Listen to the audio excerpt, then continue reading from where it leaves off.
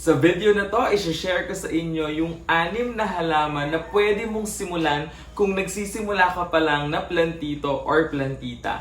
Please make sure to finish the whole video dahil sasagutin po natin yung isang question about sa tamang pagpopropagate nung isa sa mga halaman na i-share ko sa inyo today.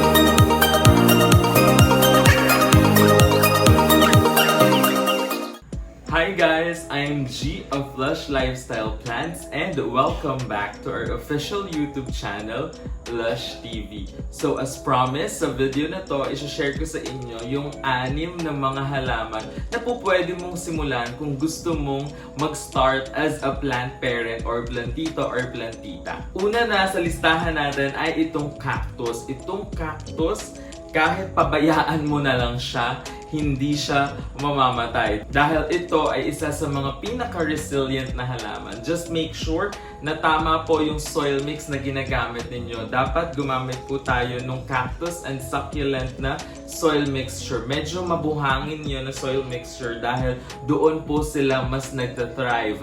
Ngayon, kailangan po ang cactus nakaka-receive ng direct sunlight. So, pwede nyo siyang ilagay sa malapit sa bintana ninyo or sa area na tinatamaan talaga ng direct sunlight. Pwede sa balcony or sa bintana ng kitchen, bintana ng sala ninyo or ng living area. Basta doon po sa maaabutan ng direct sunlight. Dahil kapag po ang cactus hindi nakaka-receive ng direct sunlight, pwede po na maging light green yung kulay or mas light yung kulay ng mga bagong tutubo sa kanya and mas nag-elongate po siya. Ang tawag po doon ay etholiated ng cactus. Para ma-resolve nyo yun ay kailangan yung gupitin yung part na etholiated dahil yun po yung part na hinahabol niya yung liwanag dahil dun sa area na napaglagyan nyo ay wala siyang enough sunlight na nakukuha. Pero this is a perfect plant para sa mga beginners and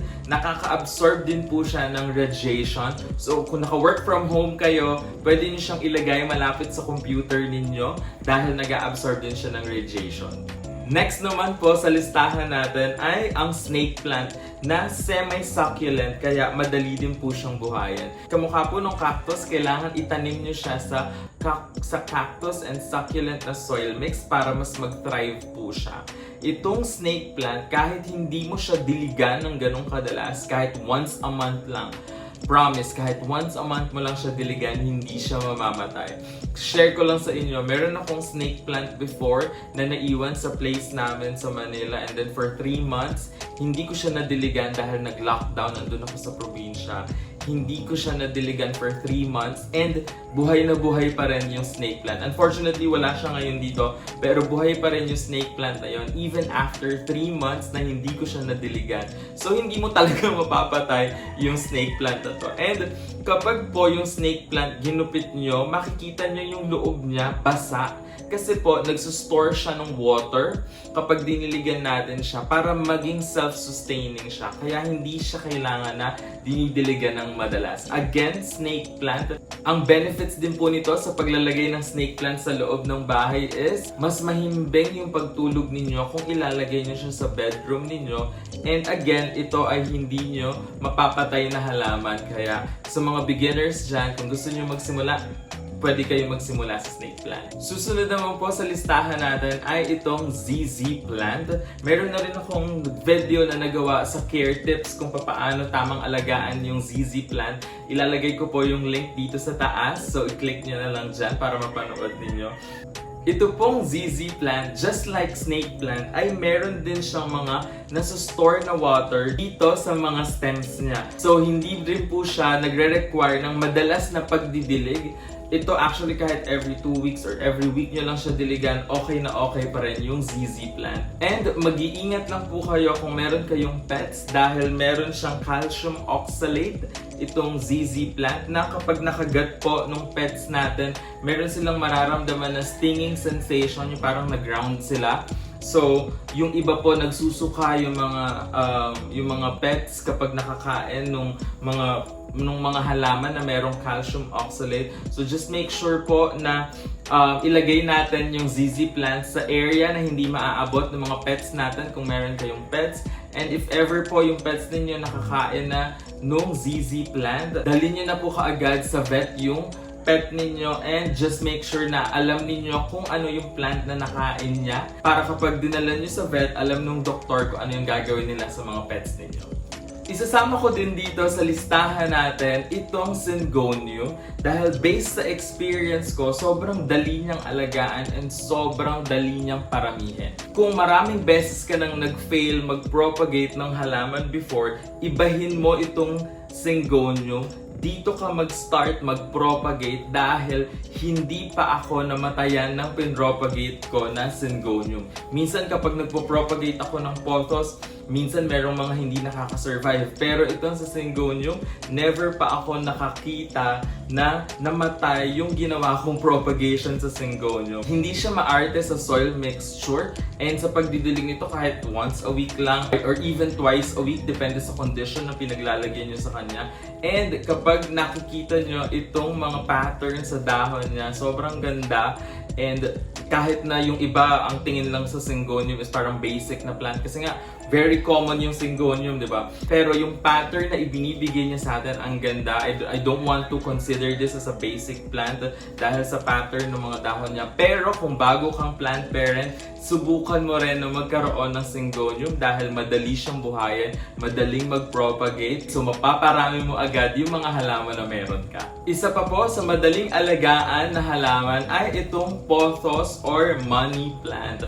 Maraming uri ng pothos pero ito pong pinapakita ko sa inyo ay golden pothos because of the variegation na yellowish dito, kaya siya tinawag na golden pothos. So ito pong golden pothos, hindi rin siya maselan sa soil mixture. Sa pagdidilig niya, just make sure na to keep the soil moist dahil yung iba ang tawag din dito ay water plant kasi gusto rin niya na moist yung pinagtataniman sa kanya. Madali lang pong buhayin yung pothos, just make sure na tama yung pag-aalaga nyo sa kanya. I-share ko po yung link dito sa taas kung paano naman kayo makakapagparami or magpo-propagate ng pothos para maparami ninyo yung halaman na meron kayo sa bahay ninyo. And hindi po pwedeng mawala sa listahan natin ay itong Aglonema dahil madali din po siyang alagaan, madaling buhayan, and mahirap patayin. Itong Aglonema, kahit ilagay mo siya sa area na low light condition, okay lang siya. Medyo mas magiging mabagal lang yung growth niya, just like any other plants na inilagay mo sa low light condition.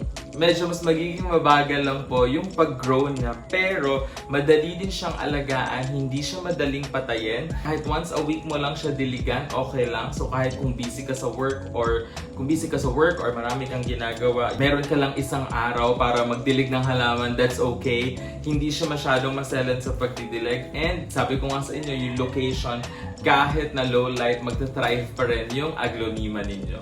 Bago po tayo mag-lush and learn today, batiin ko muna yung ilan sa mga subscribers natin di na palaging nanonood dito sa Lush TV.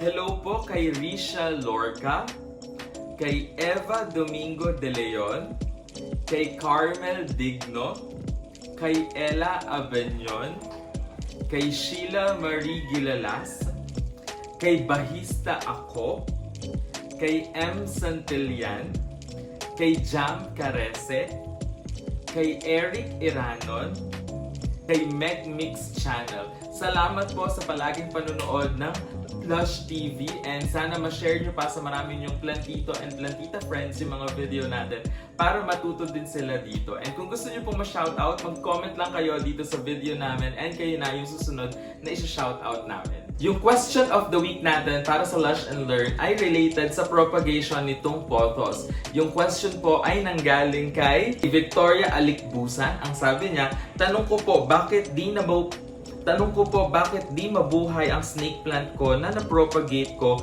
mapatubig at lupa, lumalambot sila?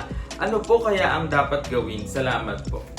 So first of all, hindi ko pa po na-try yung water propagation ng snake plant. Ang na-try ko pa lang po is yung soil propagation. Marami pong factors. It could be na overwater siya. Dahil sinabi ko naman po sa inyo, yung snake plant, kapag ginupit mo yan, makikita mo yung dahon niya, may parang liquid sa loob, parang may gel. Yun po yung water na nasa-store niya. And ngayon, kapag diniligan mo pa siya ulit, yun may chance na na-overwater. Kaya po lumalambot masyado yung snake plant natin. Based sa experience ko, nung nag-try akong mag-propagate ng snake plant, minsan naman parang nagkakaroon siya ng lukot-lukot sa dahon. I would say na pabayaan nyo lang siya dahil medyo matagal din talagang mag-ugat yung snake plant. Hayaan nyo lang siyang nakatanim sa lupa. And kahit natutuyo yung lupa niya, mag-uugat pa rin yan, mabubuhay pa rin yan. So kailangan lang nabigyan mo pa siya ng time dahil based sa experience ko, it took me a month bago nagkaroon ng ugat yung snake plant na pinropagate ko.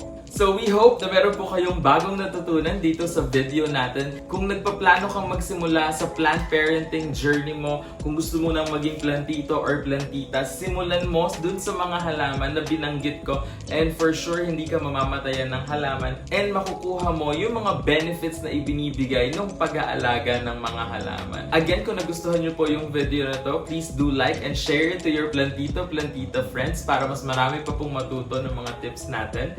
Meron din pong dalawang video dito. Sana mapanood ninyo up next. Thank you for watching and see you on the next video.